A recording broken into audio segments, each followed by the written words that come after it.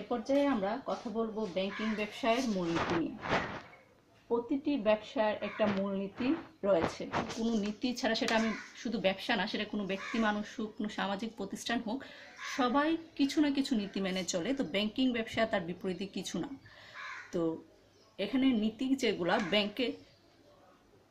ব্যাংকে কারা যায়? আমাদের মতো সাধারণ জনগণ, তুমি যাও, আমি যাই, তোমার বাবা যান, আমাদের আত্মীয় স্বজন সবাই যায় এখানে। এবং ব্যাংক কি রাখে? মানুষের সবচেয়ে প্রয়োজনীয় যে জিনিস সেটা হচ্ছে অর্থ। সেই অর্থ নিয়েই ব্যাংকের কাজ। তো সেখানে ব্যাংকের নীতিমালাটা কঠোরভাবে নিয়ন্ত্রণ করতে হয়, সেটা ভালো করে খেয়াল করবো আমরা। যেই ব্যাংকের তেমন কোনো নীতি নেই বা সেই নীতিমালাগুলা মূল্যায়ন করতে পারে না, সেই ব্যাংক কখনোই জনগণের নিকট গ্রহণযোগ্য হতে পারে না। তো এই আলোকে ব্যাংকের নীতিমালাগুলো আমরা ক্লাস নবম শ্রেণীতে একবার পড়েছি, এখন আবার আমি তোমাদেরকে বলছি, খেয়াল করো। সবার প্রথমে হচ্ছে নিরাপত্তার নীতি। এখন নিরাপত্তা মানে কিসের নিরাপত্তা? সেটা হচ্ছে ব্যাংকের নিজস্ব নিরাপত্তা, পাশাপাশি আমরা গ্রাহক যারা অর্থ রাখি তাদের নিরাপত্তা। ব্যাংক হচ্ছে যাতে ঝুঁকিতে না পড়ে সেজন্য, আর আমাদের গ্রাহকদের জন্য, আমাদের গ্রাহকদের অর্থ যেন কখনোই ক্ষতির সম্মুখীন না হয়, আমরা যখন যেভাবে নিরাপত্তার আশায় অর্থ রেখেছি সেই অর্থটা তারা দিতে পারে, সেই নীতিটা তাকে গ্রহণ করতে হবে। তারপর হচ্ছে মুনাফার নীতি। আমরা প্রথম থেকেই বারবার, আমরা যখন ব্যবসা শিখতে এসেছি, বারবার বলা হচ্ছে যে ব্যবসায়ের প্রধান লক্ষ্য হচ্ছে মুনাফা অর্জন। যদি আমরা মুনাফা অর্জন না করব, আমরা কোনো সমাজসেবা প্রতিষ্ঠান খুলতে পারি। আমরা সমাজসেবা না করে ব্যবসা করতে এসেছি, মানে হচ্ছে মুনাফাটা অর্জন করতে এসেছি। তো ব্যাংকিংও একটা ব্যবসা, সেটা কোনো সমাজসেবা প্রতিষ্ঠান নয়। তো ব্যাংকে তার মুনাফা অর্জনের লক্ষ্য নীতি নির্ধারণ করেই ব্যবসাটাকে এগিয়ে নিতে হবে। আমরা তারল্য কি পড়েছিলাম মনে আছে? তারল্য বলেছিলাম আমরা নগদ অর্থ। পৃথিবীর সর্বাপেক্ষা তরল সম্পদ হচ্ছে নগদ অর্থ। কেন? কারণ হচ্ছে নগদ অর্থকে আমরা যখন যে আকারে রূপদান করব সেই আকারটা ধারণ করে।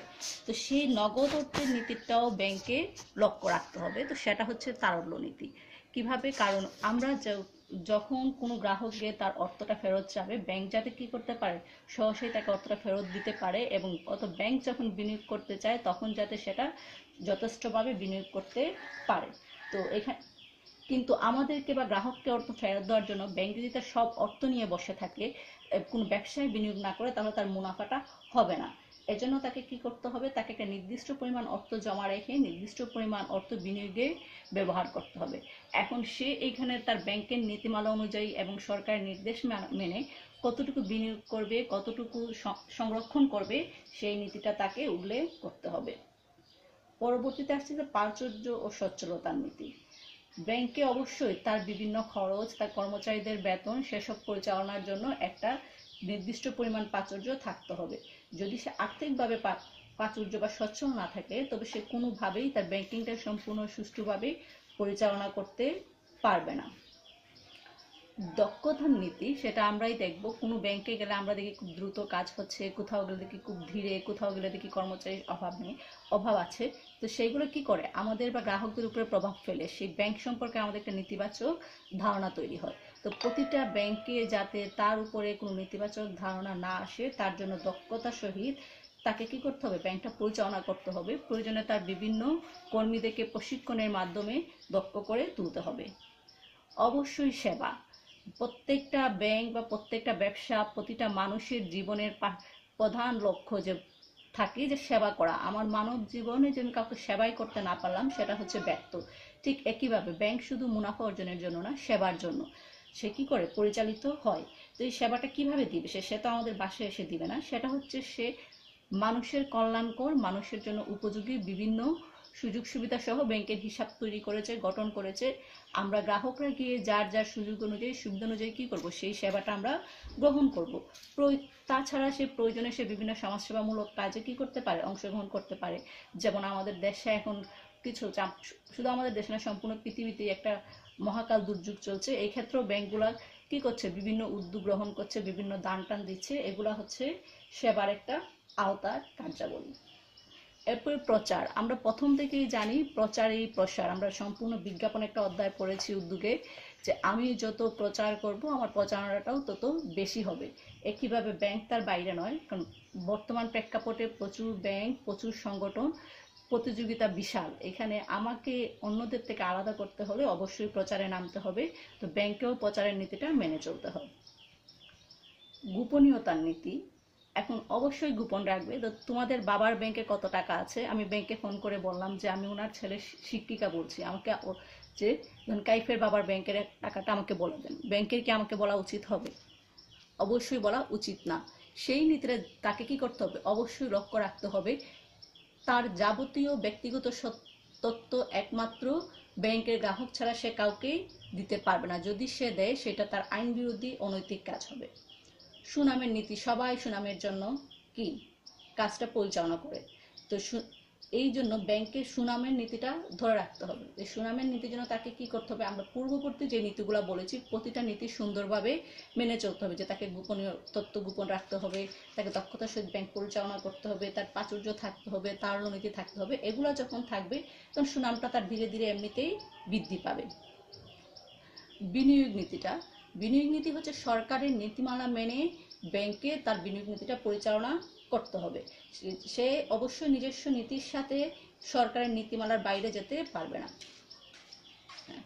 এরপরে উন্নয়ন ও উদ্দেশ্যের নীতি, ব্যাংক যেভাবে তার উন্নয়নের জন্য কাজ করবে একইভাবে দেশের উন্নয়নে কাজ করবে। এবং উদ্দেশ্য বলতে হচ্ছে যেই ব্যাংক যেই কারণে গঠিত। শিল্প ব্যাংক শুধু শিল্পপতিদেরকে ঋণ দিবে, সে কৃষকদেরকে দিতে পারবে না। আর কৃষি ব্যাংকে কি করতে হবে, সে কৃষকদেরকে দিবে, শিল্পপতিদেরকে দিবে না। তার গঠনের উদ্দেশ্য তাকে খেয়াল করতে হবে, সে যাতে অন্যদিকে ব্যয় না করে। মিতব্যয়িতা ব্যক্তি জীবনেই আছে, cut your food according your crop. যে আমাদের ঠিক যতটুকু সামর্থ্য আমরা ততটুকুই কি করব, ব্যয় করব। ব্যাংক ব্যবসা তার বাইরে নয়। সে তাকে প্রচুর অর্থ, প্রচুর প্রাচুর্য রয়েছে মানে সে একদিনেই খরচ করে ফেলবে, ব্যাপারটা এরকম নয়। তাকে কি করতে হবে, বুঝে শুনে স্বল্প ব্যয়ে কিভাবে অধিক মুনাফা অর্জন করা যায় সেটা লক্ষ্য রাখতে হবে। আর অবশ্যই ব্যাংকের প্রতিটা কার্যক্রম সততা ও বিশ্বস্ততার সাথে পালন করতে হবে। কারণ আমি ব্যাংক যদি সৎ বা বিশ্বস্ত না হয়, আমি একবার যদি অর্থ রেখে সেই অসততার পরিচয় পাই, দ্বিতীয়বার ব্যাংকে যাব না। এবং আমি আশেপাশে আরো গ্রাহককে সেই কথাটা বলবো।